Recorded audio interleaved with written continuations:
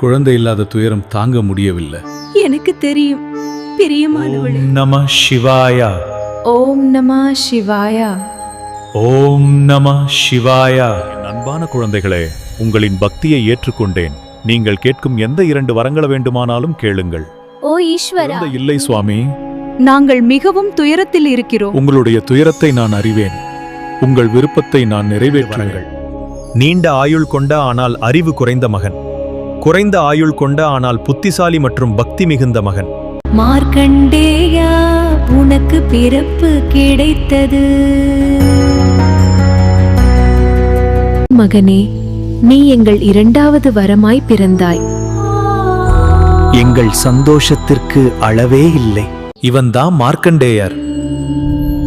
என் மகன்